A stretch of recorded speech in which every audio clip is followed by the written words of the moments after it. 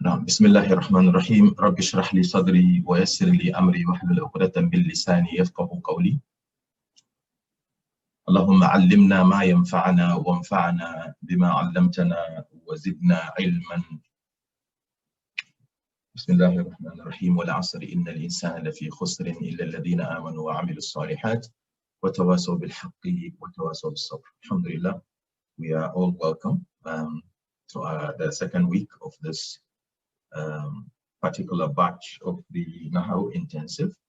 Alhamdulillah, we have learned the two levels, as we say, or the two stratas of the language, Arabic.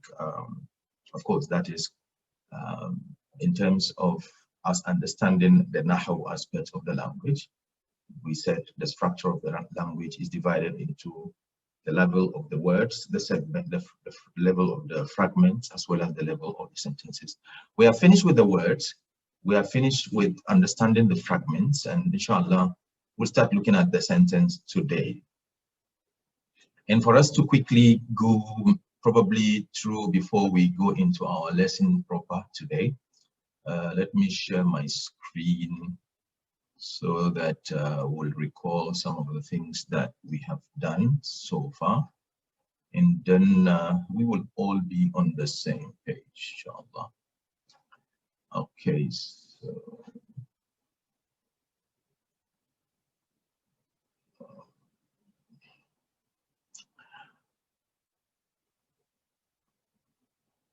okay, mashallah, this is the screen. I hope you can see my screen. I hope you can all see my screen.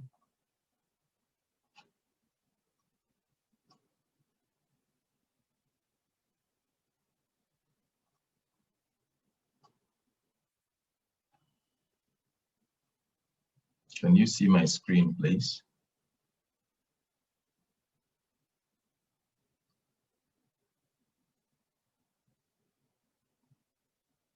Okay, alhamdulillah. Good. Now, these are some of the things, or these are what we have in short been doing. We looked at the kinds of words in Arabic, and we say they are ism, fa'il, and harf. And we mentioned that ism represents the name of persons, place, a person, a place, a thing, an idea, an adjective, an adverb, and more.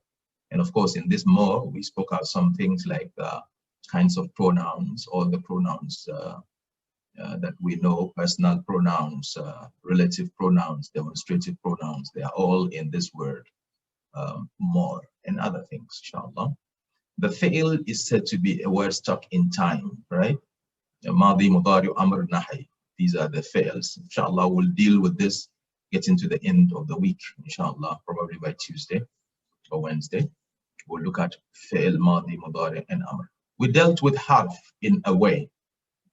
We did mention that a harf is a word that do not make sense, or words that do not make sense. A word that does not make sense on its own without an ism or a fail. And huruf, some of them we have taken like batakalawa, min fi'an, ala, hatta, ila. These are the harfs of jar. And other harfs that we say they do work on the ism and make sure the ism is in nasb status. Inna, annaka, anna, bi, anna, lakinna, later, and la'alla. You remember these harfs, and you remember the batakalawas. These are all harfs. And note, these harfs precede isms. Okay? Anytime you see these harfs, then you make sure that what comes after them is actually an ism. Now, the first batch of the harfs will cause the ism to be in jar status, and the second batch of harfs here will cause the ism to be in a nasb status. So it makes it easy, really, identifying what an ism is, isn't it? Apart of even knowing that an ism is the name of that, you also know that anytime I see batakalawa min fi'ana la hatta ila, the word that comes after it is an ism. Or of course, sometimes harf, you know, but not a fa'il. Not a fa'il, absolutely not a fa'il. You can't see any of this harf and then succeeding it will be a fa'il. No. See, so this gives you a narrow way to actually capture or know what an ism is. It's just a matter of picking these harfs up in our minds. Okay, so these are the harfs, and these are some of the things. Basically, harfs do not need intense learning process. As I mentioned, if you are not able to know a word is an ism, but you are sure that it's not a fail, then definitely is an ism, is a harf. You know, it doesn't make sense to you, is a harf. If it has a meaning, then it's either an ism or a fail. Okay, now this is the level or the strata of the words. Then we came to the fragments, where we have more than one word, but not a sentence. So a word, here we're talking about two words, not three. There are two words, and they constitute a concept. These two words that constitute a concept are of 5 types. Okay, so these kinds of words are 3 types. Kinds of fragments are 5 types. Those fragments are idafa, mawsuf sifa, jar wa majrur, inna wa akhwatha wa ismaha. That means inna and the sisters. We know the inna and the sisters, right? They are here, these harfs. These are the inna and the sisters. So anytime I see any of these and the ism in front of them, any ism that comes in front of them constitutes one fragment. Okay, it's called inna and the sisters, and their ism, they constitute one fragment. And that's why anytime you see inna and the ism in front of it, both of them constitute mubtada. Mubtada, why? We will come and talk about it inshallah later. The last kind of fragment is ism al-ishara and mushar ilayhi. Asma al-ishara, of course, we didn't list them here because they are not harfs. Asma al-ishara are asma, so they are here. They are actually inside here. Okay, they are the demonstrative pronouns. We call them pointer words. Okay, asma al-ishara. Anytime you see ism al-ishara and the ism in front of it, which is having alif and lam, which is called al-mushar ilayhi, they both constitute another fragment. So these are the 5 types of fragments that we dealt with. We have known how idafa is. Mudaf, mudaf ilayhi are 2 isms. The first one has no alif and lam, but the second one sometimes will have an alif or lam, but then not always, but it will be in jar status. So we say light, no alif or lam, followed by jar status word. Okay, and then mawsuf sifa are 2 isms coming together, both of them having the same properties. That is the SNGT. If the first one is status is rafa, the other one will be rafa. If it is nasab, the other one will be nasab. If it is jar, the other one will be jar. If the first one is singular, that is the number aspect. If the first one is singular, the second one will be singular. If it is pair, it will be, this will be pair. If this is plural, if that will also be plural, and so on. In terms of the gender, if this is masculine, the other will be masculine. If that is feminine, the other one will be feminine. So we have 2 types of gender. And then if it is proper, the other one will be proper, and that is considering the type, right? So that's how mawsuf sifa is. Always easy to see and easy to identify, right? Jar wa majrur, very easy to identify because you'll see one of the batakala words, right? Any of the harf jar preceding an ism will constitute a fragment. And then here we spoke about inna and the sisters and their ism, and then here we spoke about ism al-shara and mushar ilayh. So when you realize here in those 5 fragments that we discussed yesterday, right, you'll see that 2 of them, jar, majrur, and inna and the sisters, are harf ism fragments. Harf ism, right? But idafa is ism. Mawsuf sifa is always ism, and ism al-ishara is also what? Ism. Ism al-ishara and mushar ilayhi are both ism. Jar, majrur, inna and mawsuf sifa are both isms. Ism. And idafa, the mudaf, mudaf ilayhi are both isms. So that's how you are able to detect the fragments. And the fragments constitute the chunk of the language. You can hardly make a statement without a fragment. You know, and so we need to understand them. And the moment you understand the fragment, what you are doing is that you are narrowing your understanding of an ayah or a statement in Arabic, because you'll see them 2 words constituting one fragment. Okay, 2 words constituting one concept, either idafa, that's mudaf ilayh, or mawsuf sifa, jar wa majrur, inna and the sisters and their ism, as well as ism al-ishara and mushar ilayh. Last week we explained, of course, the details of this, but we will see some of the exercises that will help us understand the fragments even better. This is the second strata of the language Arabic, where we have the fragments. The third strata is the jumlah. strata, where you have two types of jumlah, ismiyyah and fi'liyah. We will deal with jumlah ismiyyah today, inshallah, because in fact, when we were dealing with these fragments, we're actually dealing with partly jumlah ismiyyah, because we've already understand what an ism is, and we've understand what a harf is, because harfs deal with isms here, right? They deal with isms, right? So we're actually looking into jumlah ismiyyah even as we go. Okay, so that's that for that. Now let's look at some of the things we discussed last week. Status, we remember status is one of the very, very important aspects of the ism. Status, number, gender, type. What did we say about status? We say that we look at the ending combination, okay, or the ending sounds. The ending combinations give away a lot of information, okay. So this is what we check. This is what we check to see the ending combination, okay. The ending. So for instance, when I say Muslimani and Muslima, Hadani, for instance, when I say Hadani al-Muslimani min Ghana, these two Muslims are from Ghana. Hadani Muslima Ghana, these are two Muslims of Ghana. So there is idafa there. So anytime there is idafa, it is light. You drop the noon, okay? إن هؤلاء المسلمين من غانا, for instance, إن هؤلاء المسلمين, or رأيت مسلمي غانا. Okay, so I will just drop the noon. So by dropping the noon, it's light. By maintaining the noon, it's heavy. Okay, but this is an ism, don't forget. This is not a fa'il. Okay, and so we have here ani for the ani for pair, that is rafa status, and aini for nasb and jar. You remember we said nasb and jar will take aini, right? And then the una in case of plural. So we finish with pair here. Plural, we said the una and ina for masculine. Una, ina for masculine. Una is for rafa, plural masculine, and ina in the case of nasb and jar, plural masculine. Of course, nasb and jar is the status. This is the number, and then this is the gender. Okay, it's S and G. The T, of course, is in terms of the type. Okay, but here it's not mentioned here. Okay, so Muslimi, Muslimu, and Muslimi. Okay, Muslimu, Muslimi are both isms, but they are light. They are light by dropping the noon. Okay, but this is in rafa status. This is also in jar or nasb status. If it is feminine plural, the ending will be atun or atin. Atun in case of rafa, and atin in case of nasb and jar. This is only for feminine. So anytime you see the letters and sounds atun or atin, you know that it is rafa status and nasb status or jar respectively.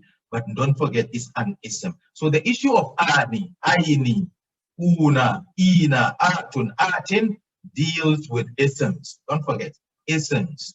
Okay, not fi'l or harf. Okay, but they are all about the status. We look at the ending to see the combination, as it were. Ending sound is the other ending that we learned, right? Ending sound. And the ending sounds, they don't give us as much information, of course, at the ending as the ending combination. Ending combination gives us more information, but the ending sounds are also significant. For instance, anytime a word ends with halif al-maksura, then the status is what? The status will either can be rafa, and it can be nasb, and it can be jar. Why? Because the ending does not show the dhamma, fatha, or kisra, or and so on, right? So you say this is a non-flexible kind of an ending. Therefore, you need to determine the context for you to be able to know its status, if it is rafa, nasb, or jar. If it is the actor or the subject, then it is in rafa status. If it is the done to or the victim or the detail of an action, then it is in nasb status. If it is preceded by harf jar, or if it is mudaf ilayhi, or in the status of jar, it is majroor and so on, right? Then you know all those, but definitely it cannot show. So it will be fi mahal. There's something we call fi mahal. Okay, so that tells you that the word is having an ending sound also here, and the ending can be in u or un, like Muhammadun and Maryamu. Muhammadun, Maryamu, if it is in rafa status. U and un can all be in rafa status. Of course, this one cannot be un. Why? Because it is partly flexible ism. You remember we said partly flexible ism cannot take tanween, but this one is fully flexible. This is an Arab name, then this one is not an Arab name. Okay. If it ends in Kisra like this, then it is in jar status. So Muhammadin and Al-Masjidi, you can't say Al-Masjidin because of the Al. Al does not take tanween, but Muhammadin can take tanween, right? But they are all jar status. So the Kisra and Kisratan are all jar status. Don't forget, they are all signs of jar status. Signs of jar status. And then if it ends in like this, an or a, then it is in nasb status. Nasb, jar, and rafa are status. They are not signs. هذه حالات الإعراب وليست علامات الإعراب. When we say alama, we are talking about the dhamma, the fatha, the kisra, or the ani, aini, aini, or una, ina, atun, atin. These are the alamat, or ending combinations and ending sounds. But when you talk about the status, halat al-i'rab, they are only three: rafa, nasb, and jar. Okay. Now, in case of the if the ism is partly flexible, like Maryam, so Maryama, this will be in nasb or jar. Why? Because it's partly flexible. Don't forget, partly flexible isms do not take kisra, and they cannot also take tanween. Otherwise, it is always in nasb status, like Muslima. Okay. Muslima, it's nasb status. Of course, if this one becomes in jar status, it can be Muslimi, for instance. But Maryam cannot be Maryami. It can always be Maryama, as we said. Okay. So this is about the ending sound and ending combination. And we also did mention that why is it that how can an ism be light, or what causes an ism not to take tanween? These are the 4 reasons that ensure or make an ism not take tanween. The first one is if it is preceded by this la. This la is known as an absolute la. Okay, la an-nafiya lil jins. Okay, it's called la an-nafiya lil jins. This is the status. So in this case, this ilaha, even though it is nakira, but it cannot take. It will not be ilahan. It has to be ilaha because of this la. Okay, so in this case, the ism will be light. Or if it is mudaf, any mudaf ism cannot be heavy. Okay. For instance, you can let's say baytun lah. You can only say baytullahi. Baytullahi. It cannot be baytun. Aw dhahabtu ila baytin lahi. No. It has to be dhahabtu ila baytillahi. Bayti Allahi, and so on. Okay. So mudaf words cannot be heavy. Ya Muhammadu. You can say ya Muhammadun, for instance. Okay. So it's ya Muhammadu. Anyone being called can only be light, not heavy. Partly flexible isms like Maryam, okay, cannot be Maryamun, for instance. You can't make it heavy. It always has to be light. So you say ya Maryama, for instance. Okay. So these are the 4 different instances. I think I've been mentioning that an ism can be heavy and light. So these are the reasons why an ism can be light. Else, isms by default are always heavy. Okay. Inshallah. Good. And then we spoke about the number.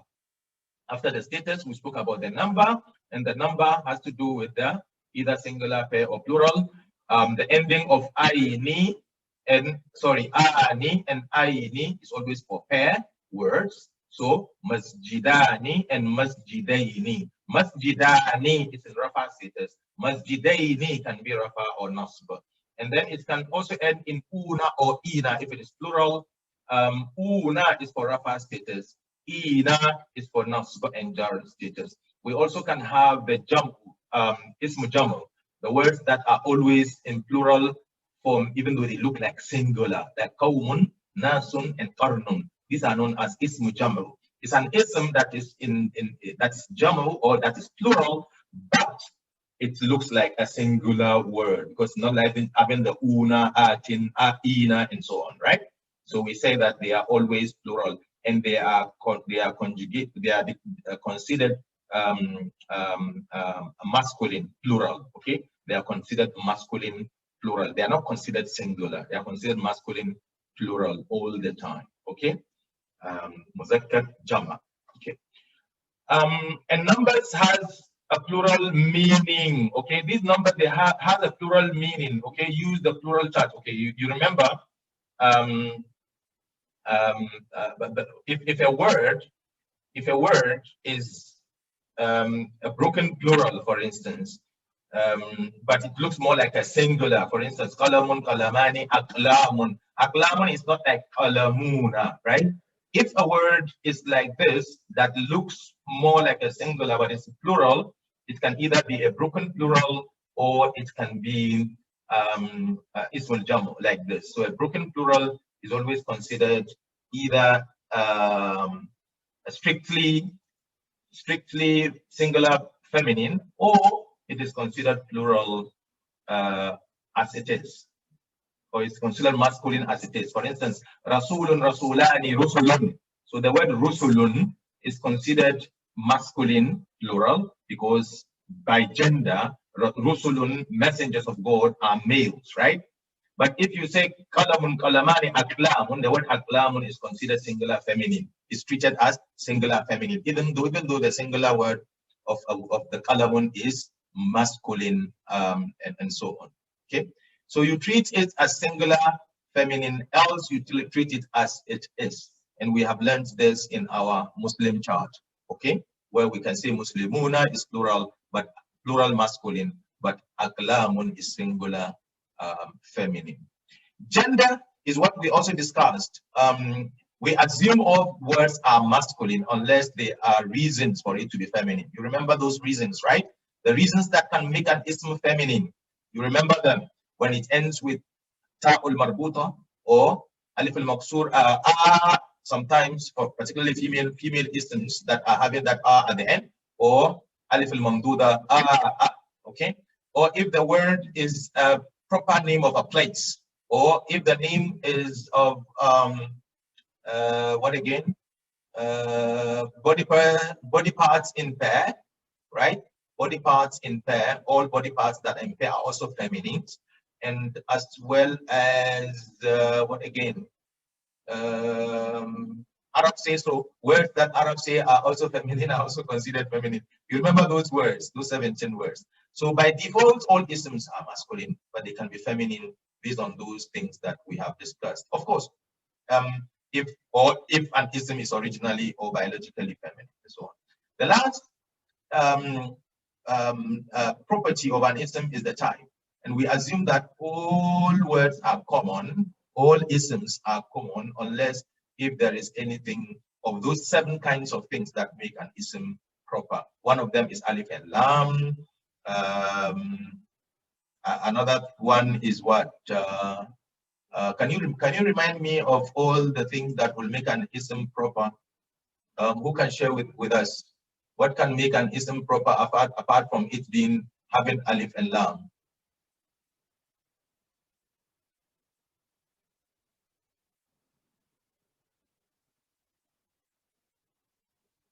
Yes, ism al-ishara. Yes, all ism al-isharas are proper. Very good, mashallah. All pronouns are also proper, mashallah. Anyone being called is also proper, mashallah. Yes, one being called, correct. Yes, any other? Proper names, correct. Proper names of are also proper. Very good. I need one more for us to go. What makes an ism proper? Any other thing that makes an ism proper? Yalla, one last. You're just giving me the word before off if the word after off is proper. MashaAllah. Jazakallah khair. Thank you so very much, Nadia. Okay, so these are all the kinds of, we have taken this example, of course, of some of the fragments. This is for Mawsuf Sifa. And we said in this course, we mentioned and we said, we say Mawsuf Sifa, we don't say Sifa Mawsuf. Or we say Man'ud Na'at, we don't say Na'at Man'ud. Because actually by arrangement, This is the man'ut and this is the na'at. So the man'ut comes before the na'at, right? So the man'ut comes before the na'at. Even though you cannot identify the man'ut without seeing the na'at, though, yes, also for what we have read before, we know that it is the, but because we want to differ from the context of English, where the adjective is actually the first thing that is mentioned before the noun, in Arabic, the actual ism is mentioned before the sifa. So we say man'ut, na'at. So this is man'ut and this na'at, or this is mawsuf and this is sifa. This is another mawsuf, this sifa, this mawsuf, this sifa. Of course, we said the mawsuf and sifa, they match in their status, number, gender, and type. And in qawlan thaqilan, matul kubra, suhufun mutahhara, bala'un azimun. Note, bala'un azim is mawsuf sifa, sururun marfu'a is mawsuf sifa, ka'asfin ma'qulin, you can see, they both match in jar jar. You can see jar jar, masculine, masculine, common, common, right? Singular, yes. Singular, singular, right? Good. Al-fawzul kabir, okay? Proper, proper. Rafa, rafa. Singular, singular. And what? Masculine, masculine. Nar hamia, same status. So we say always that mawsuf sifa will match all in the all four properties. In the status, rafa, rafa. Number, singular, singular. Why is it single, treated as singular? Because this word, nar, is actually a feminine word, okay? And hamia is also a feminine word, okay? Nar is a feminine word because the Arab says feminine. And so if you are going to attribute it or give it an adjective, the adjective must match the gender of the one being described or the ism being described, okay? And the number and the gender, the type is also nakira, or it's common.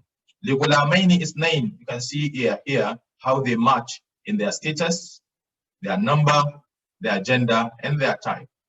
Maganimu kathiratun, rafa, rafa, okay? And then singular, feminine, and then they are both common, okay? And then we took these examples last week for mawsuf sifa, and then these are examples of the inna and the sisters and their isms. So inna, ha is inna and the ism. Inna, of course, ha is an ism because a pronoun. Don't forget, every pronoun is an ism. So inna ha is inna and the sister and the sisters, or inna in this case, and its ism. So both of them constitute the mubtada. Inna iyaba. See, so this inna affected this iyaba, not ilayna, because ilayna is jar or majrur. Inna iyaba hum ilayna. That's the meaning. Okay. Actually, the normal phrase or the normal expression of Arabic would be inna iyaba hum ilayna. Their return is to us. And that's why if you are making the tafsir, or if the ustaz is making the tafsir for us, we would understand some of these things if we know what inna does. Inna will always make an ism in nasb status like iyaba. And we know that it is iyaba, not iyabahum. So iyabahum is not one word. Iyaba is a word, and hum is an attached pronoun to iyaba, and it is in this case mudaf ilayhi. But iyaba is the ism that has been affected by inna. So inna and iyaba constitute the mubtada, and then ilayna becomes the jar wa majrur mbk. We'll talk about those ones later. Words like lan nad'uwa, this one we cannot talk about it now because we are not yet there, but so it is not a nasb fragment, but anna lahum ajran, anna and ajran, you see, anna and ajran, so anna ajran lahum, anna ajran lahum, that's how it should go in your tafsir. So we say inna and its ism constitute one fragment, and lahum is jar majrur mbk, okay? So this is how inna and the sisters work, okay? Very good. Let's look at some of the fragments here also. Ha'ula'il qawm, ismul ishara and mushar ilayhi. Ha'ula'i is ismul ishara. Al-qawmi is mushar. I hope I'm not fragmented. No, I want to say I'm not frozen. I am not frozen. Okay. Ha'ula'il qawmi. Okay. Ha'ula'i al-qawmi. Ha'ula'i al-qawmi. You see this ha'ula'i al-qawmi. Somebody will be thinking that this qawmi, why is it in jar status? Because it has to match ha'ula'i. Because you see, this has to match this in the status, number, gender, type. Okay, this is one of the things we said. But how do I know that this is ismul mushar ilayhi? Anytime the mushar ilayhi would have to have alif and lam. If we see ismul ishara and the ism in front of it does not have alif and lam, then that is not a fragment. It would then be a sentence. Okay. For instance, dhalika mata'u. Dhalika mata'u is not ismul ishara and mushar ilayhi. This one is just a phrase, sorry, a sentence. It's not a phrase or a fragment. Okay. It can only be a fragment if it's preceded by alif. For instance, hadihi sabili, this is my path. This is a normal sentence. It's not a fragment. ولكن بهذا الحديث. هذا الحديث is اسم الإشارة and mushar ilayhi. It's just a pointer and the pointed at. So it's a phrase. It's not a complete sentence. That's why there was a time I said, هذا القرآن. Is it a sentence? A lot of us said yes. Inna هذا القرآن is actually not a sentence. Inna هذا القرآن is a phrase, is a fragment in itself. So هذا القرآن is اسم الإشارة and mushar ilayhi. Doesn't make a sentence. You have to bring something here that will constitute the completion of the statement. So inna hadha will be the ism of inna, and then al-Quran is the mushar ilayhi in this case. If you go into advanced now, actually, it's called badal.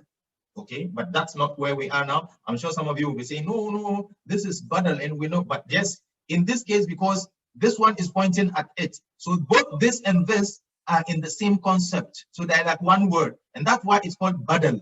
Badal means it's instead of this. That means you can say innal Qur'ana, even without the hadha. So hadha is just pointing at the Quran. How do I know that? Because the Quran is having alif and lam. Okay.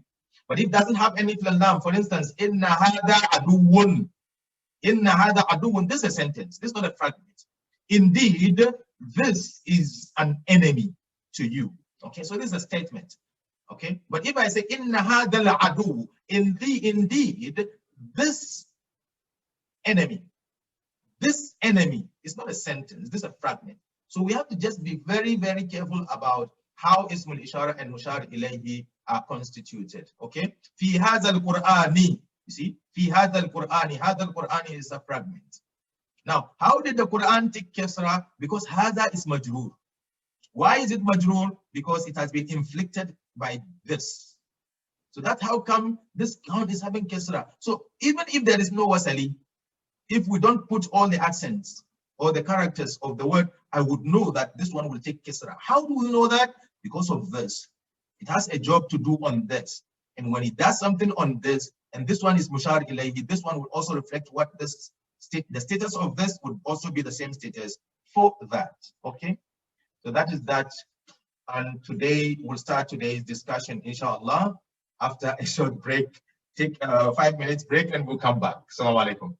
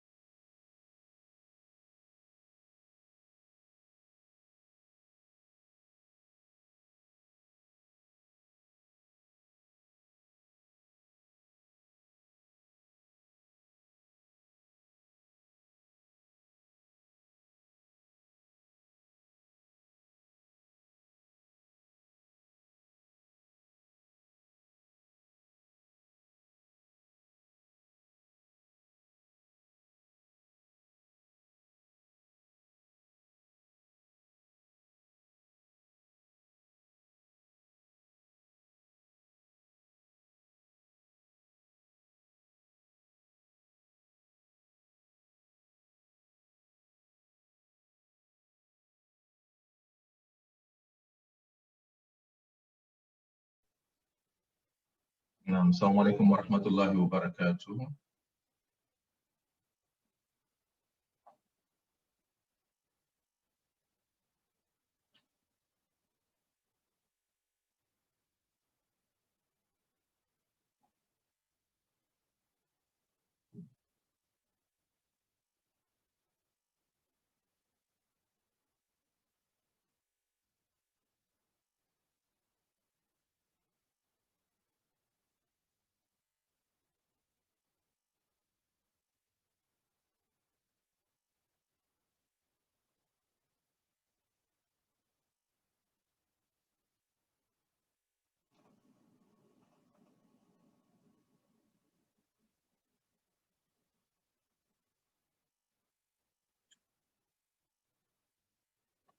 Okay.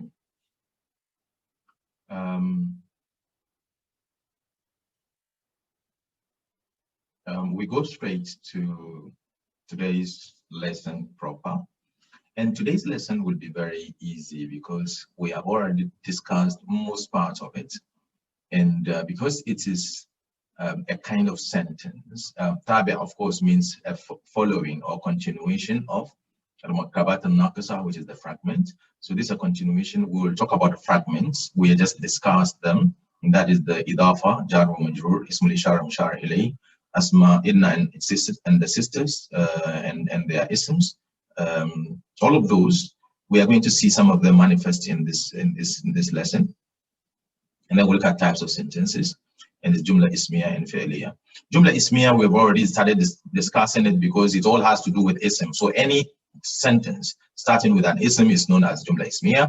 Any sentence starting with a fi'l is known as jumlah fi'liyah. Of course, we are not dealing with jumlah fi'liyah now, but we deal with jumlah ismiyyah. So when we say jumlah is ismiyyah, what is the implication of that? That's what we are going to discuss now, right? Because we have been talking about ism and its properties and so on. Now, where does it lead us? We have seen ism alone, and we have seen ism and ism making a fragment, or is a harf and an ism. And as I said, in fragments, no fi'l is involved. Please make note of this. No fi'l is involved in fragments.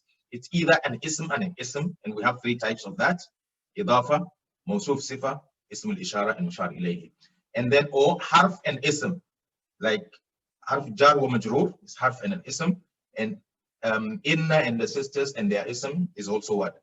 Harf and ism. So among the fragments, three of them are ism, two of them are harf ism, right? But fail is absolutely not involved. So we go forward with today's discussion and say, after we have completed studying the fragments, right? Let's now understand the process of doing grammatical analysis of multiple fragments. So when we see a fragment and a fragment coming into a sentence, definitely if there is more than one fragment, then most probably there's going to be a jumlah. Because we said a fragment is not a sentence.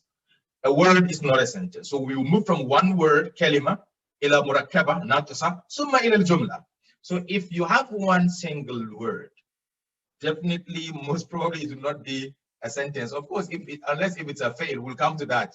I'm sure some of you will be saying, "Oh, a fail can be a sentence." Yes, but we are talking about ism. Ism standing alone cannot be a sentence. Ism being together, one ism and an ism cannot always be a sentence. It can be a fragment. But if you have more than one fragment, then we'll be moving into a sentence. Now, how do you deal with it? The question you need to ask is, for instance, first of all, how many words are in it? For instance, when I say, wal asr innal insana lafi khusr, or innal insana, for instance, lafi khusr. Innal insana lafi khusr. What I should be able to do is ensure to know how many words are in the ayah. Li'ilafi Quraysh. How many words are there? If you are able to separate the words, that's ism fi'l harf, that are in the ayah, then you are on the right track. The second thing, what are they? So separate them. So I will know first how many are they. Separate them. You should be able to separate those words. Okay? And then the next thing is, what is the role of each in the sentence? What is the inna doing there? What is the insana doing there? The what is the difference between insan and al-insan, for instance? You should be able to do that different analysis, and from there you will be doing the Arab naturally. So if the first step, how many words are there? Secondly, how are you able to separate them? You know. Thirdly, of course, when you separate words, when I say separate them, it means anything separated is sitting down as a kalima. And the kalima are three: ism, fail, harf. Okay. After separating them, then I will say, okay, this word, this is what it does in the sentence. This word, this is what it does in the sentence. Each and every one of them must have what it does in the sentence. This is the process of i'rab. So actually, when I say i'rab, i'rab al-jumla or i'rab al-ayah al-atiyah, do the analysis of the following ayah. Actually, you take these three steps. The first thing is look into the ayah, read it once, twice, thrice. Mostly we say read it 3 times at least. Then be able to separate the words with your eyes, because some of the words, they are like joined, an ism with a pronoun, with another article, blah, blah, blah. You know, you should be able to separate it with your eyes or with your mind, of course. The sides of your mind, separate those words, then you start the i'rab. Then you start the i'rab, okay? The i'rab is knowing the role of each word in a sentence, okay? So these are the steps. Now, these are some of the examples. For instance, when Allah says, Bala'um min rabbikum azim, Bala'um min rabbikum azim, you realize that this azim, there is no wasali on it. But who can tell me what should supposed to be on this meme and why? What is the wasali here? What is the haraka here? And why? Who can tell me? The Matan Aisha says, why? Why so, Aisha? Yes, you see, answering that question will lead us somewhere, and that's why we need to answer that question. I'm sure it's because you know the ayah, you know the verse, but this is nahu. Now you need to be able to tell us what is Aisha. Amina says man was mansuf. Bala'un, no, I'm talking about azimun. Why is, yes, because it's the sifa of bala'un. Yes, correct, Aisha. Yes. So this is the sifa of bala'un. And the sifa will always be or have the same status with the mawsuf. And the mawsuf is bala'un. Ay, bala'un azimun min rabbikum. Bala'un azimun min rabbikum. So bala'un will be like azimun will be like bala'un. And that makes it a fragment, you see. So first of all, I will know bala'un is a kalima, min is a kalima, rabbi, note, rabbi is a kalima, kum is a kalima, then azimun is a kalima. Why is rabbi is a kalima? Of course, kum is a pronoun attached to the rabbi. So these are actually 2 words, very important. So there are wahid, ithnin, thalatha, arba, khamsa kalimat. There are 4 words here. Then after knowing that there are 4 words, then I will do the i'rab separately, because this is an ism, then it's jumlah ismiyyah. If it's jumlah ismiyyah, then what? We'll look about that. We'll look at that later. Now let's look at this. Inna fiha qawman jabbarina. Kam kalima fi hazihi al-ayah. How many words are here? Who can tell me? How many words are here? Inna fiha qawman jabbarina. How many words are here? And I will not ask what they are, but how many words? Just tell me how many words. There are 5, Aisha says. Aisha says 5, Halil says 6, Alfa says 5, Fatima says 5. Okay, good answers. Let's look at the words. Inna is a kalima, fi is a kalima, ha is a kalima, qawman is a kalima, jabbarina is a kalima. Amino Abba, you are saying, okay, Shaban is writing 5 in Arabic, I think, right? Okay. But you have to move from being given, okay. 7, Rayhan. Where do you have your 7? I can see inna and fi and ha, qawman and jabbarina. So wahid, ithnin, thalatha, arba, khamsa. Jabbarina is 1 word, by the way. So ina is just a sign, like man here, like, yes. So you don't say Jabbar and Ina, no? Jabbarina is 1 word, Qawman is 1 word, Ha is 1 word, and Fi is 1 word, Inna is 1 word. Ha is the attached pronoun equivalent of here, okay? Very good. Let's go to the next one. Warabbukal Akram. How many words are there? technically, I can say how many words are here. Who can say? How many words are here grammatically, or if we want to separate them technically, how many words? So this is one of the things that help us do Arab proper. Amina Alpha says Arba'a, Amina says Arba'a, 4. Fatima says 4. Asma says 5. Aminu says 4. Ismail says 4. Abdullah says 5. Can you move from don't give me a separate message, please. Don't put private message. Shaban, please make it to everyone, okay? Make it to everyone, please. Shaban, okay, yes. Okay, so Abdullah says 5, Ismail says 4, Shaban says 4. Okay, let's look at the words. These are the words. What is a word? So it's a harf. Rabbu is a word, because it's an ism. Ka is an ism. Al is an ism. And Akram is an ism. Sorry, Al is a harf, and Akram is an ism. Okay, you can separate. But if you say Al Akram is a word, I can still allow that. Okay, yeah. So generally we can say Al Akram is a word, but technically Al is a separate word. Al, because a half. Okay, because you can say Akram. The word Akram can stand alone, and Al can also stand as a half. So Wahid, Ithnain, Thalatha, Arba'a, Khamsa. So for those who say 5, they should be, but if you also say 4, considering Al-Akram being one word, then it's also okay. Okay? Yes, yes. MashaAllah. Amina Hassan, are you raising your hand for a question? Amina Hassan, are you raising? Okay, I hope you are not. Okay, I hope maybe it's a mistake. Okay, so let's go ahead to the next jumlah. Janib al-tur al-ayman. How many kalimat are here? How many words are here? Quickly, technically, or in Nahaw, we can say how many words are here. Janib al-tur al-ayman. And who can give me the wasali on the ra'u and the noon?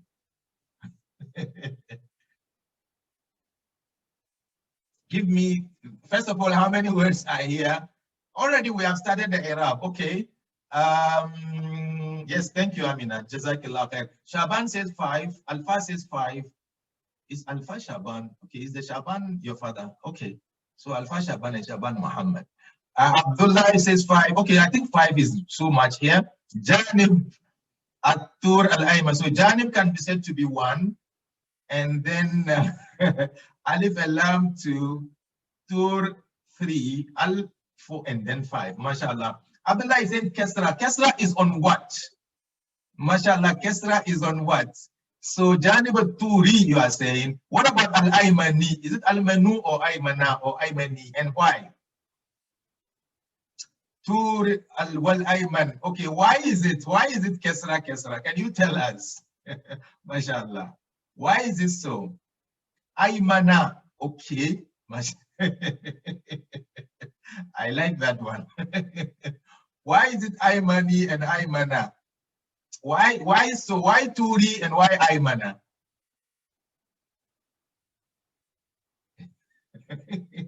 I like the answers coming. Good. Very good, Ismail. There is idafa in which? Where is the idafa? Idafa is between what and what? Because idafa is always between two isms. What ism and what ism have the idafa, Ismail? You need to be very sure about this. And for those who tell that Aymani and Aymana, please prove what you are saying. Tur al-Ayman. No, here you can't say Aymanu. You have to tell me the noon. What wasali is there? What haraka is on the noon, please, and why?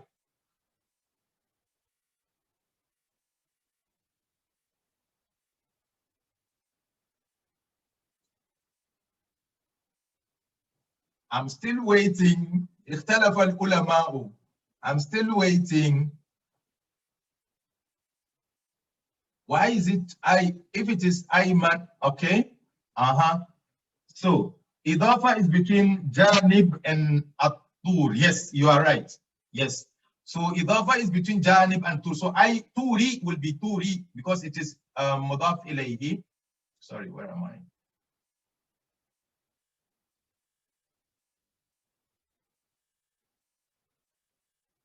Where are we? Okay. So at-turi is mudaf ilayhi because it is the mudaf of this. This is mudaf, this mudaf ilayhi. But al-aymana, in what status is it? Who can tell me what is the status of al-ayman and why? The status. Just give me the status first. What is the status of al-ayman and why? Yes. Yes, it's mudaf. Which one is mudaf ilayhi? Nasb. Okay. It's in the status of nasb. Why? Why will it be in the status of nasb? Senior Asma. Fatima says nasb. Zahara. Why is it in nasb status? Why is it? This is, you see, these are some of the things we need to clear.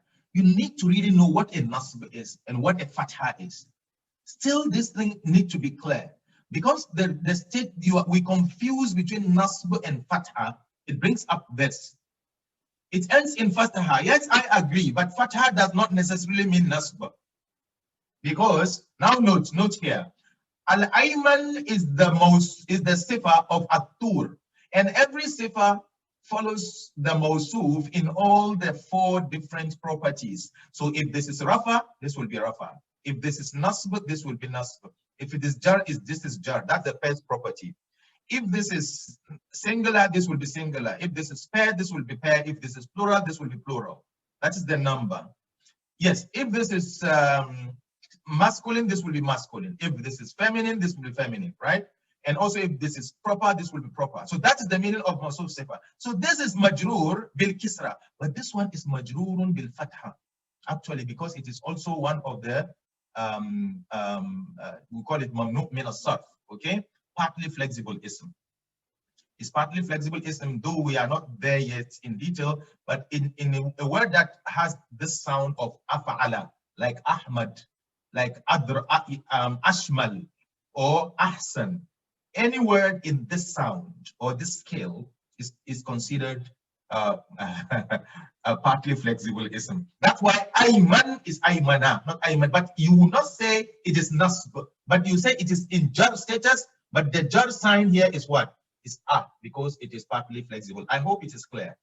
Good. Let's go to Laytani. How many words are here? How many words are here? You know, we have already started the era, by the way. For you to be able to detect number of words, it's a big leap of you understanding an ayah. Laytani, how many words? And what are they? Laytani.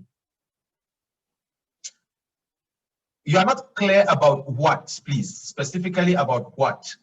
Okay, laytani is later and ni. Okay, very good. So later is, yes, later and ni. Later is one of the harfs of, yes, Nabila, I said Aymana is like Ahmada or Ahsana. It's in af'ala tafdil, and any word in that sound is also partly flexible. And if you know what partly flexible isms, how the rules work on them, then you should know why Aymana is having the fatha. So it's majrurun bil fatha li'annahu mamnu'un min as-sarf. Okay? Okay. Of course, here we don't say mamnu'un min as-sarf because of the way what we have learned. If you say mamnu'un min as-sarf, it seems as if it is non-flexible. Okay? But we can we can rather say here shibhu mamnu'un min as-sarf is semi non-flexible. Okay, semi non-flexible because it can be aymanu and it can be aymana, but it cannot be aymani, but because it sounds, yes, it sounds like afdala. Okay, yeah, very good. Okay, so later is one of the harfs of inna, harfs of nasb, because the ism in front of them to be in nasb status. So later ni is a fragment. Okay. The ni is actually the equivalent of ana when it is attached to a harf or a fail. Okay. Inna shajara zakum. Who can give me the wasali on the shajara, the ta'u and the mim? What wasali is there and why? Inna shajara zakum. Inna shajara. Yes, who can tell me the wasali? How many words are there and what are the wasalis there? What are the harakat? Give me the harakat. Fatha is on what? And what? All of them? So it's inna shajarata zakuma. Is that what you're saying? Inna shaj. Very okay. So Rehan, you are saying fatha on what? I'm saying I'm giving you two words. Is it fatha or inna is mansub? Yes. What about zakum is also mansub, right? Is that what you are saying? Okay. Inna shajarata. That is agreed now. Okay. Inna shajarata. What about azakum? So there are three words. Who is saying there are three words? Amina, are you saying there are three words? We have inna, shajara, alif and lam, and zakum. But I'm so much interested in the zakum. What haraka is it? Don't look into your Quran. We are learning now. You should be able to prove for me. Az-zakumi, why? Why is it az-zakumi, Shaban?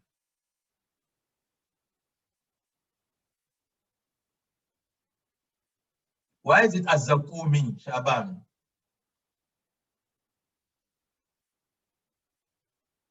You are right.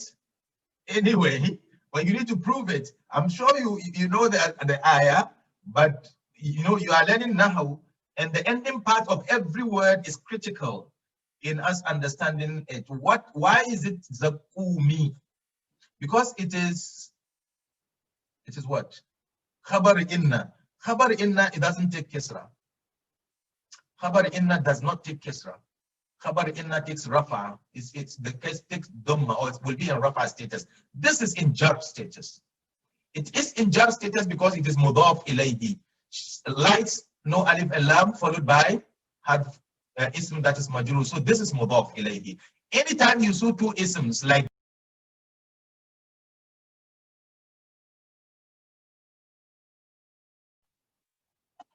okay. Sorry, I tripped off, and I hope you can all hear me. Yes, Raihan, I'm back now. Can you hear me, please?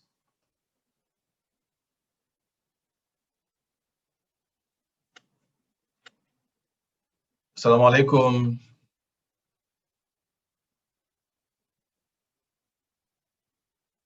Okay. I'm still not on. Come on.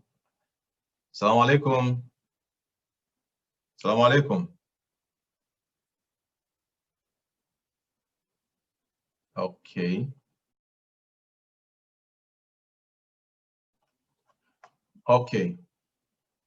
Okay, so we continue. Let me share my screen once again for us to do that. Okay.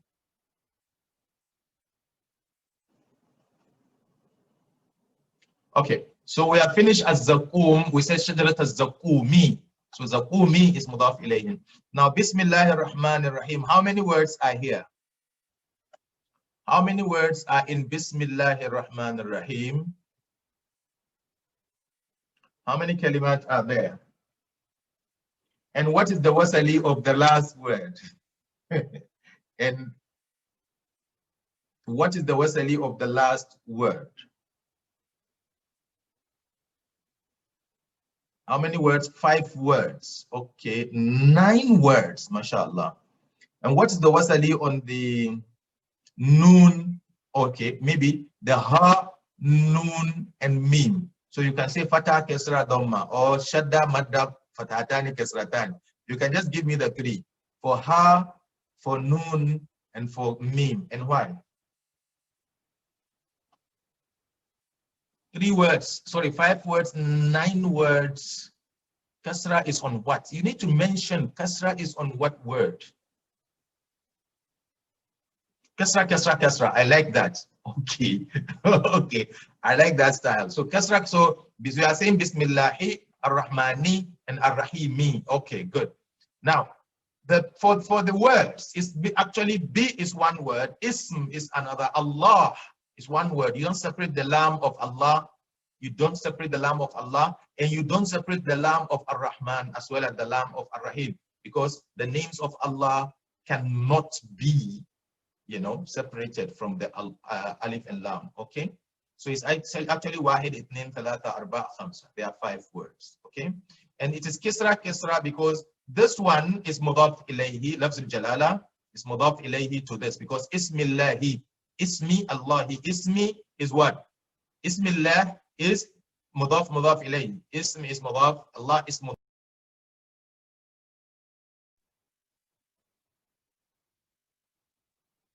Okay, so Allah is mudaf ilayhi, and then Ar-Rahman is sifa to Allah, and then Ar-Rahim is another sifa to Allah. Okay, so that is how it is explained. Okay, so let's quickly go to the next slide. I will leave these ones as exercises. These are all examples. Bi iznillahi, bi izni is jar majroor. Iznillahi is mudaf ilayhi. Wal Quran al Hakim. Okay, so Al Qurani Al Hakim is mawsuf sifa, because they are, you can see that they look alike in all their SNGT. Okay, kulla shay'in, kulla is shay'in, mudaf ilayhi. This is one of the special mudafs. Innal insana, insana. I hope I'm not talking to myself. Am I on? Am I okay? Okay. I hope I'm. Can you see my slides, please? Wow.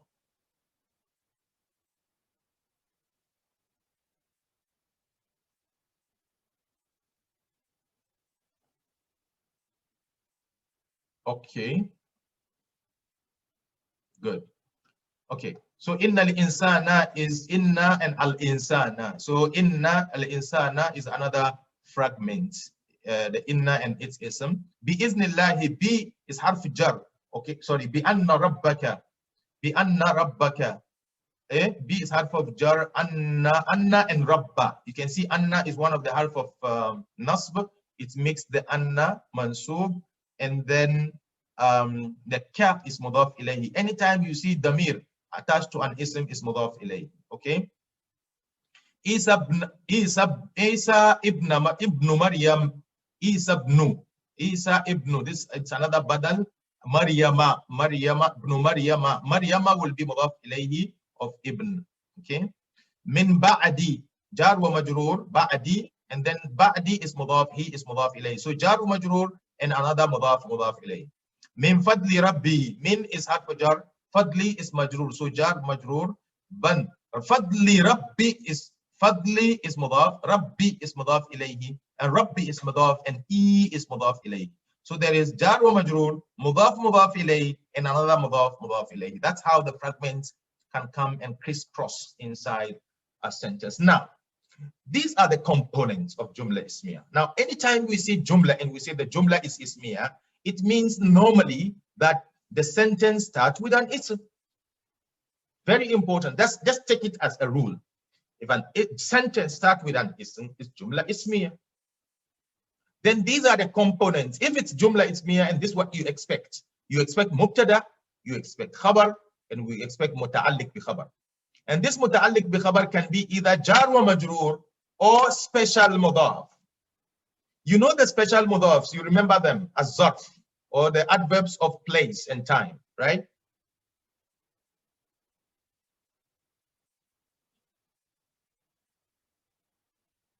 But Aisha, your question is not clear.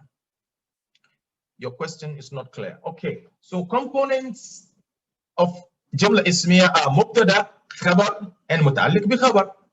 So anytime I see mubtada, I see jumla ismiya, I will ask myself, where is the mubtada? The mubtada is the ism that starts the sentence. The khabar is the ism that explains or gives an information or settles a curiosity that is raised by the mubtada.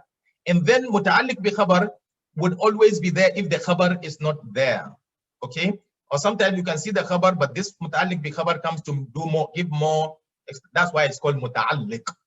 Ta'allaqa bihi, it's relied on it, or it is dependent on it, or it is related to it. Okay? That's the meaning of muta'alliq bi khabar. And muta'alliq bi khabar are always not one word. Okay? They are fragments, either idafa or jar wa majroor. So note, anytime you talk about muta'alliq bi khabar, it's not a word, it's a fragment. It's either jar wa majroor or special mudaf and it's mudaf ilayh. Okay, so don't forget these components, and then we would so Aisha, you said bi izni rabbi anna rabbaka. Yes, so what is your question there? What is the ism majroor? What is the ism majroor? In this case, it is the harf. In this case, it's the harf. There's no ism majroor here. Okay. So, okay, so very good question there. The ba here, because of the anna, loses its, you can't separate between jar majroor. You remember that? Jar majroor that do not accept distance. So if you have a jar and there is something between the majroor and the jar, the jar loses its functionality. Okay, so in this case there's no ism majroor. Good. I hope that's fine. That's understood. Aisha.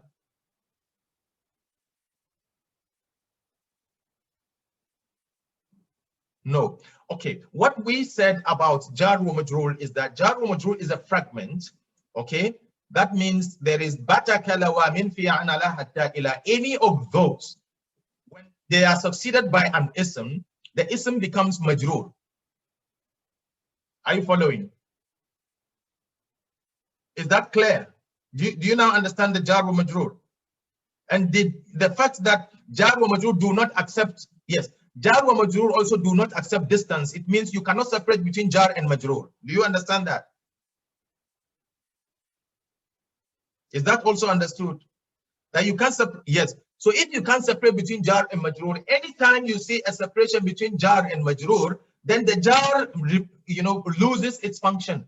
It's no more harf jar there. It's not doing the in this case, the anna is separating between the rabb and bi. So you can't say bi rabbik. It's not saying bi rabbika. It's said bi anna rabbaka. So it's the anna that is working now. Both bi and anna are harfs. So because the word bi is separated between it and rabb, so you cannot say rabb is majroor, because the bi loses its functions here, because there is a harf immediately after it, and it cannot make a harf jar. Are you following?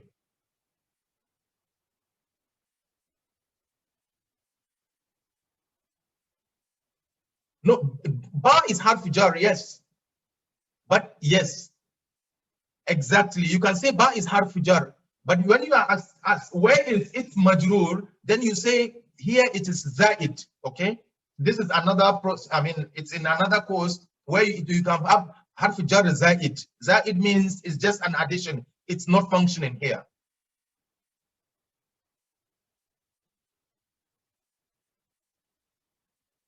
Okay, I hope that is clear. Yes, there is something called zawaid. We will come to them. Those ones are in advanced nahu, inshallah, if time permits, and we are going to do that together. There's something called zawaid. That means you can see the harf, but they will tell you that it is zaid. Zaid means it is there for other functions, not grammatical one. Okay, but sometimes there is balagha reason, for instance, or lugha reason, but grammatically, harf jar loses its functionality if it is separated with another harf between it and its ism. Okay, good, very good. Okay, so now let's go together to the next part. So now we have understood that anytime there is jumla ismiyyah, I will be looking for the mubtada and the khabar, or muta'alliq bi khabar. This muta'alliq bi khabar, we'll call it MBK, muta'alliq bi khabar, MBK. So anytime we hear MBK, it's about what? Jumla ismiya, and it's about the relationship between jar wa majroor and mudaf mudaf ilayhi and the khabar, between these two the relationship is called muta'alliq bi khabar. Okay, so that muta'alliq bi khabar can always be jar wa majrur or special mudaf, and it's mudaf ilayhi. I hope that is clear. Okay, good. This is how this i'rab business works. Let's take this short one before we go for another break. Now, this is how it works.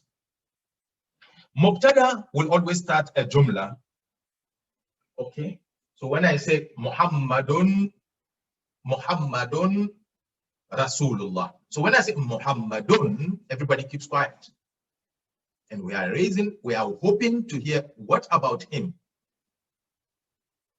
Okay, when I say, for instance, Inna Allah, this mubtada is also raises curiosity. I mean, we want to hear what about it. Okay, so that is mubtada. That's how mubtada comes. And then the khabar or MPK comes to satisfy and clear the curiosity, okay, raised by mubtada. So when I say Muhammadun, then I say Rasulullah. Then you say, okay, so you mean Muhammad is the messenger of Allah. When I say Inna Allah and I keep quiet, everybody will keep quiet and will be listening to me. What are you going to say about Inna Allah? Certainly Allah is Alimun Hakim, is all-knowing, wise. So the all-knowing wise raises or settles, clears and settles that curiosity. So that's what we say about muta'alliq bi khabar or khabar. Okay, so the MBKs are of two types: jar wa majrur and idafa of the special mudaf. Okay, that means either the fawqa, tahta, bayna, wara'a. These are all special mudafs. Okay, you remember we studied them. And or jar wa majrur, any of the batakala wa min fi an ala hatta ila and the ism after it. These constitute the. So for instance, when I say ar-rajulu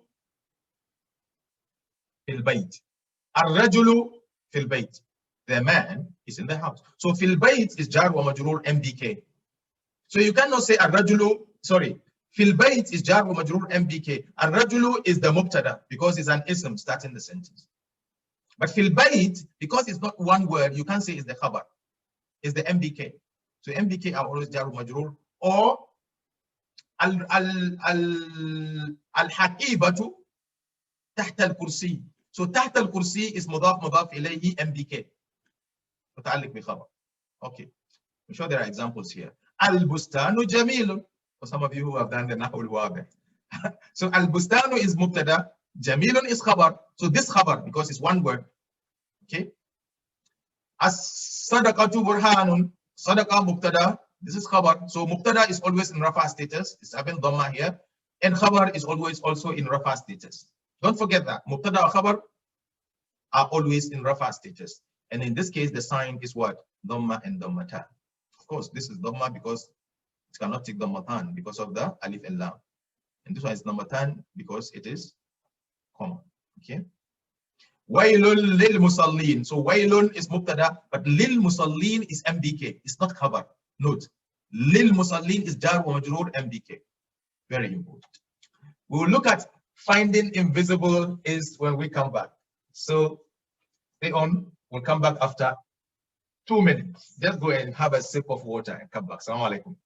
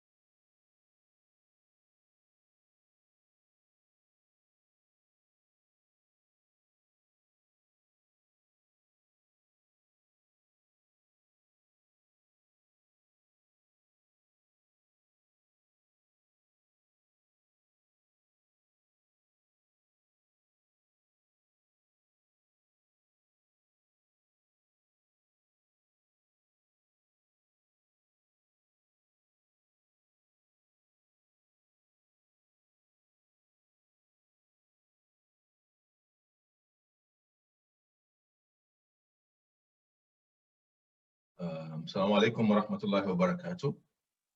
I hope you can hear me. Yes, Nabila, I'm not frozen. I'm back.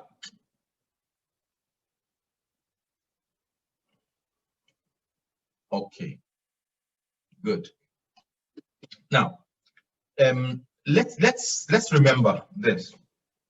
We are still dealing with jumlah ismiyyah, and in jumlah ismiyyah, we said that every jumlah ismiyyah would have a mubtada and a khabar or an MBK.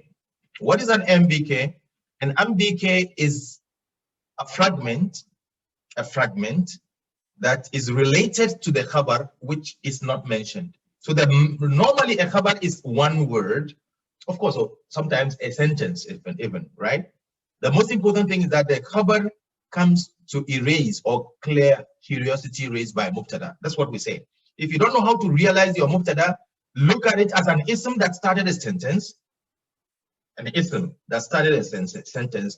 but it doesn't make sense. It raises curiosity. And the khabar is either a word that comes to clear that curiosity raised by mubtada or a fragment, okay, that is related to the khabar. We don't say it's the khabar because it's not a word. That's why we call it muta'alliq. Yana da alaqa. So the word muta'alliq ma'ana yana da alaqa. So the word alaqa is a Hausa word anyway. Sorry, it's an Arabic word that is Hausa is using or vice versa. I don't know. But muta'alliq ay may alaqa ne bil khabar, with the khabar. So the khabar can be hidden. For instance, where it is said الرجل في البيت. So the في البيت is جار ومجرور متعلق بخبر. ولماذا ليس خبر؟ لأن الخبر في الكلام is in the meaning. So that khabar is what we are going to talk about here, and that is the is. So when I say الرجل في البيت معناه الرجل موجود في البيت. So the word موجود is not mentioned, but the موجود is the actual khabar. In the man mutumin yana cikin gida. So the word yana din is not actually in translated one to one in Arabic. Okay, in English, but in Arabic it also doesn't appear. So we say it is hidden. Now that hidden khabar, okay, is what we are going to talk about, and that is the invisible is. So the invisible is actually the khabar that is hidden, that we say that the MBK is related to. So we call it a hidden, and that particular khabar which is hidden in this case is never mentioned, or it's never literary, it has no literary sense or literary representation in Arabic. So it's the word is. So when I say the man is good, ar-rajul jayyid, the man is good. So the word is, where is it in my statement? When an ar-rajulu jayyidun. Okay, so the word is there is the khabar. Okay, sorry, the word ar-rajulu fil bayt, as an example I give, ar-rajulu fil bayt, the word fil bayt is muta'alliq bi khabar. And so we say, why is it muta'alliq bi khabar? So what is the khabar that this particular jar wa majrur is muta'alliq to? Then we said that it is in the meaning of is. And that is can be translated in Arabic as mawjudun or ka'inun or mustaqirrun and so on, right? Taqdiruhu, that's where we use the word taqdiruhu, if you have heard it before in Arabic. Okay, now let's quickly go to my slides and share what this invisible is. Okay, good. In jumlah ismiyyah, there's something called the invisible is. Now look at how it is. Independent pronouns are always and usually followed by an is. Now, what does this mean? It means anytime you see an independent pronoun in Arabic, when you are translating the sentence in English, you have to put an is after it. Very, very important information here. Now, what are the independent pronouns? Huwa, huma, hum. Hiya, huma, hunna. Anta, antuma, antum. Anti, antuma, antunna. Ana, nahnu. These are the independent pronouns. Anytime you see them in Arabic and you want to translate that ayah or that phrase, then you have to put an is after it, right? For instance, ana muslimun. Ana Muslimun. I, oh, of course, I'm not going to say I is a Muslim for it. So when I say is, I mean is and all its auxiliaries, okay? Or in all its sisters. Is, are, where, depending on the pronoun, right? So these are what we mean by is, okay? So I will say I am a Muslim. Where is the word in Arabic here? Where is it? They will say it's invisible, okay? How do we know that it's invisible? Because anytime there is a pronoun, independent pronoun in Arabic, you have to translate an is after it. The second instance is when you have a pointer word, ismul ishara. And you remember our ismul ishara, right? Hada, hadani, haulai. Hazihi, hatani, haulai. Dhalika, dhanika, ulaika. Tilka, tanika, and ulaika. All those demonstrative pronouns or pointer words, as we call it in this particular program, the pointer words are always followed by sorry, that is followed by other than al. Yes, any pointer word that is followed by other than al. Followed by other than al means if the word after the pointer word does not have alif and lam. Okay, if the word after ismul ishara does not have alif and lam, then you have to bring an is. Okay, when I say, for instance, hadha kitabun, hadha, okay, hadha bala'un, for instance, hadha bala'un. You see, this bala'un does not have alif and lam, so therefore you have to translate an is after the hadha. You remember that if this one was having an alif and lam, then it is not a sentence. There's a phrase, then the is will not come. Okay, hadha bala, you translate it as this test, this test.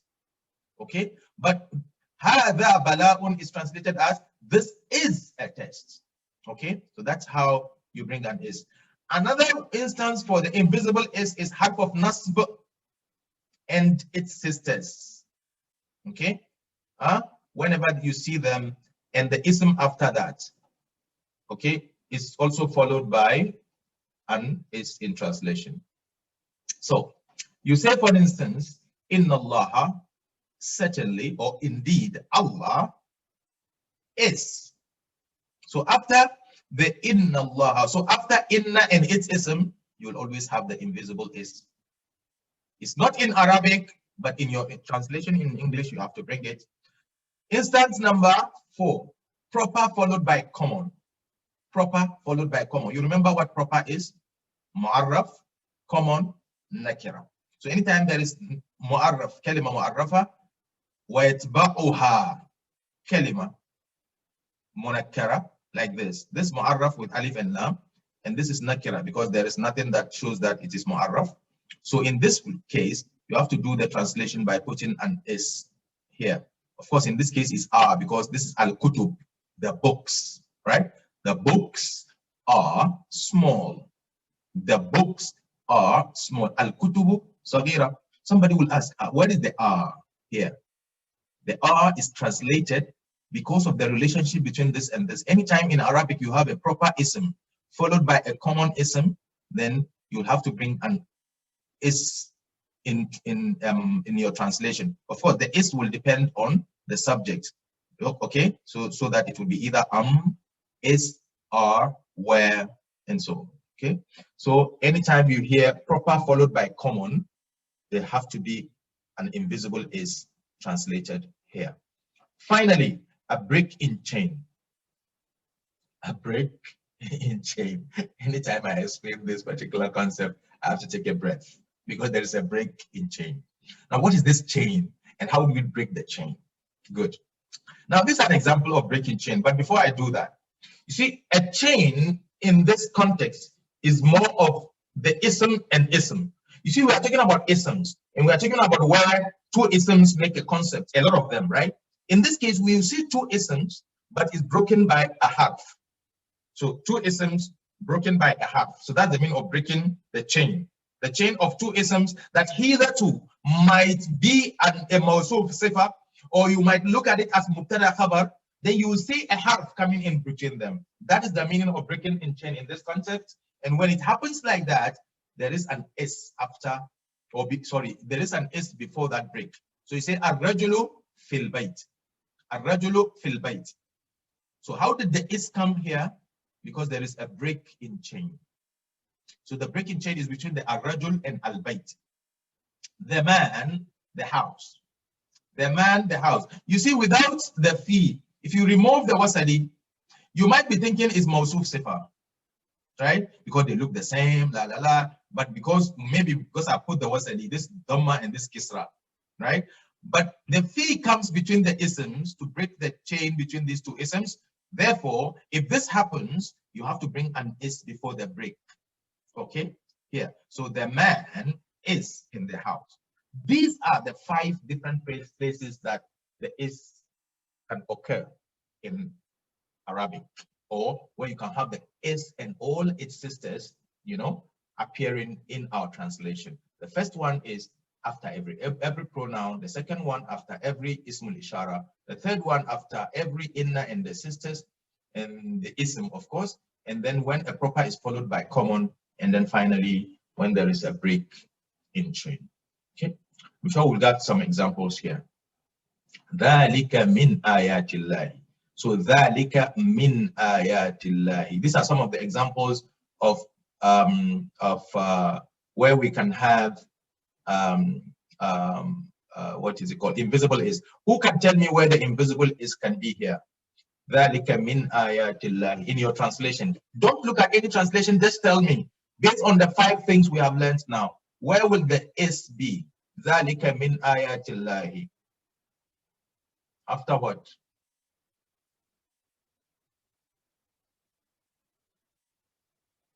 Yes, after the ismul ishara. Very good. So ذَلِكَ, so that is from the signs of Allah. So you see, so that is, so you bring an is here. Why? Because this is ismul ishara, and what is after it is not having alif and lam. Very good. Inna ya'juja wa ma'juja mufsiduna fil ard. Where will the is be? Who can tell me?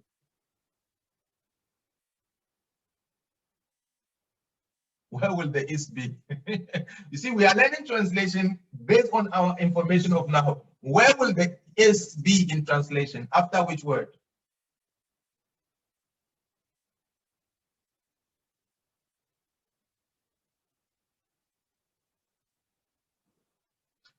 You remember after fi? Very interesting. So what ruling are you applying here? Break it. Is that break in chain? The word is not mufsiduna fil ard. The word is inna ya'juja wa ma'juja mufsiduna fil ard. So mufsiduna, what about inna and its ism? You see, inna and its ism, indeed, Gog and Magog are. So it's going to be here. They are, because the sentence is not mufsiduna fil ard. The sentence is inna ya'juja wa ma'juja mufsiduna fil ard. Indeed, Gog and Magog are corrupt or are destroyers on earth or in earth. Okay, so the R is going to be here after inna and its ism. You remember this, one of the rules is here. Harf of nasb wa akhwatuha and its ism is usually followed by that. Okay, good. So let's look at the next one. Al-haqqu min rabbik. Where will the ismul ishara, where will the invisible is be? Where will the invisible is be? And what is the ruling applied here? Or what ruling is applied here? Al-haqqu min rabbik. Where will the invisible is be? We are learning, and you need to participate, by the way. If you don't understand, please let me know if I can quickly do that. But here we are learning how invisible is come in jumlah ismiyyah. Al-haqqu min rabbika. You can see al-haqqu and min rabbika. Al-haqqu min rabbika. You can see this is breaking chain, right? Before min, yes, very good. So before min, you have an S here. The truth is from your Lord. Okay? Al-haqqu min rabbika, because there is a break in chain here between two isms. Al-haqqu and rabbika. Sorry, rabbikum. Okay? Ilahukum ilahun wahidun. Ilahukum ilahun wahidun. You can see ilahukum is proper, ilahun is common. So it's a proper followed by common. So your Lord is only one God. Okay, so there is an is here. But note, how is this one proper? We all know that mudaf ilayhi is always proper, because this, even though this one look like ilahu, but the kum will make it mudaf ilayhi and it's make it proper. So if the mudaf is proper, sorry, if the mudaf ilayhi is proper, then mudaf will also be proper. Yes, yes. Ana aktharu minka malan. You can see the pronoun. After the pronoun, there is an is. Ana, I am more than you in wealth. Okay, I am. So the am will come after the pronoun. You see, remember first rule. After every pronoun, there is an invisible is. Dhalika Isa bin Maryam. That is Isa, the son of Maryam. So that is. That is. How do I know there is an is here?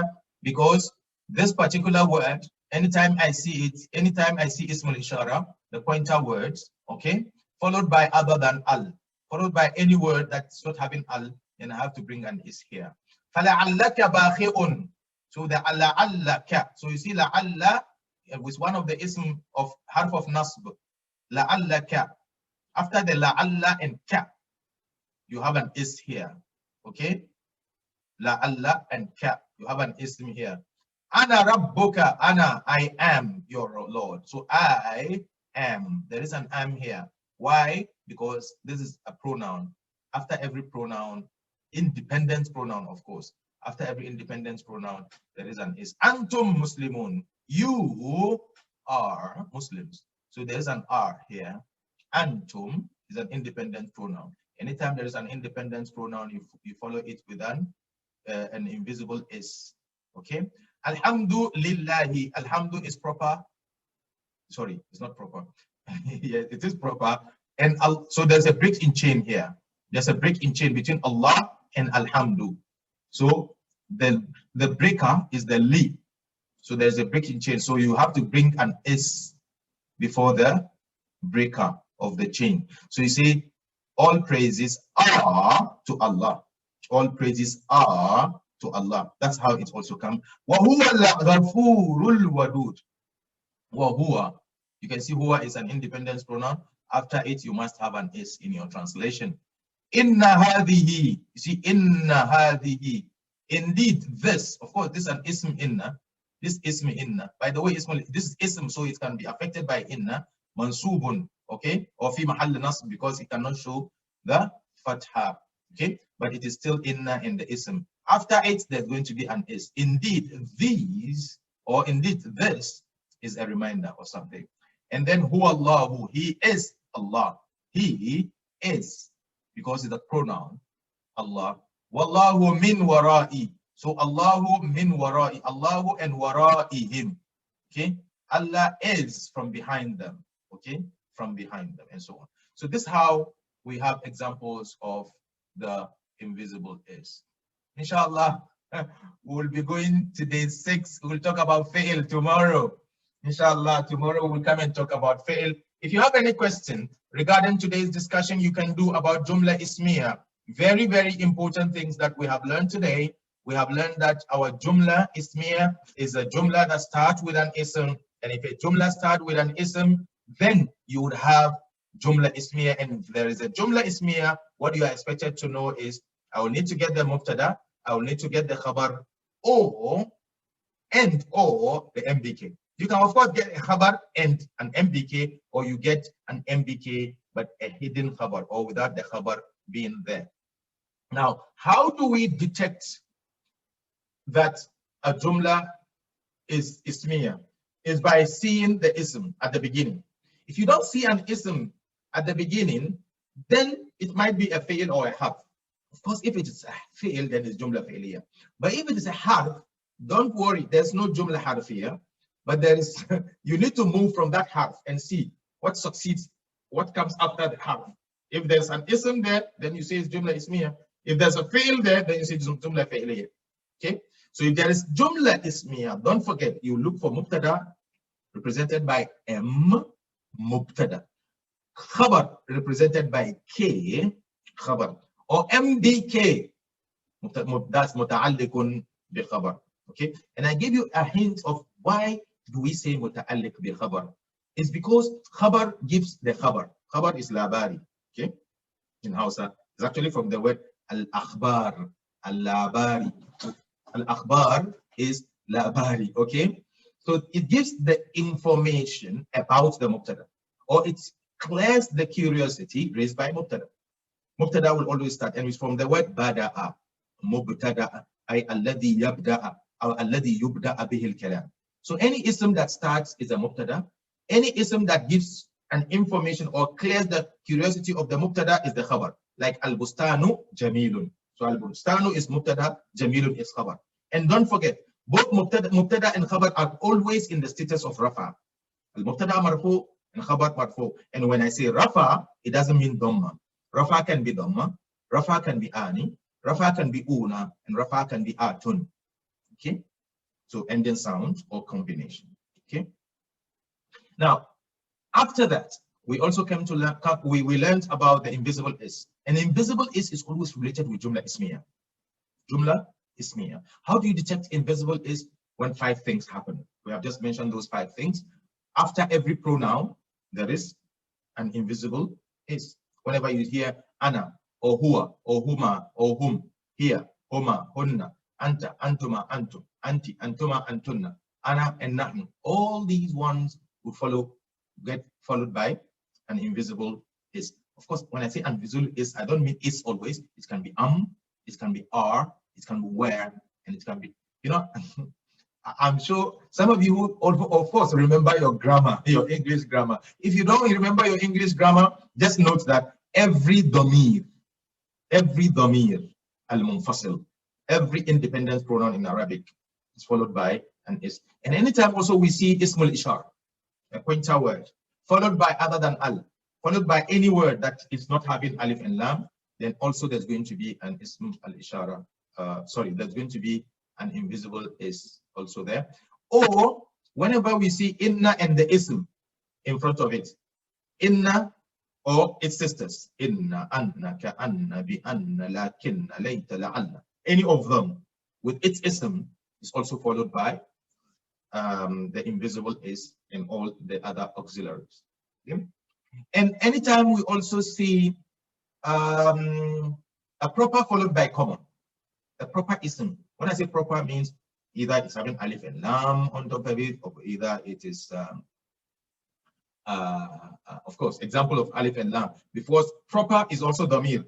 Independent pronoun is also proper. You remember the things that are proper, one of them is a pronoun. So anytime there is a proper ism followed by a common ism, then there is also a sentence there that is having an is, like at-ta'amu ladizun. At-ta'amu, the food is delicious. You can say at-ta'amu ladizun, the food delicious. You have to bring an is. What caused that is because there are 2 isms. One is proper and one is common. Finally, break in chain. Anytime there are 2 isms, okay, 2 isms that either 2 might look as if they are mawsuf sifa, and then they are broken by harf jar, okay, and mostly by harf jar. If there is that break, you also say that there is a break in chain. Therefore, there's going to be an is before that break. Okay, so we say, for instance, al-kursiyu ala al-maktab, or al-qalamu fil haqiba. Al-qalamu and al-haqiba is having a fi in the middle. So al-qalamu fi al-haqiba, the pen is in the bag. Okay, the breaking chain is the fi coming between al-qalam and al-haqiba. Okay, with this we have concluded all that has to do with ism, and all that has to do with its fragments, and all that has to do with a sentence that is started by an ism. Inshallah, tomorrow we'll meet and discuss the fa'il. We'll start with fa'il tomorrow, the last part of our segment. If there are no any questions, we would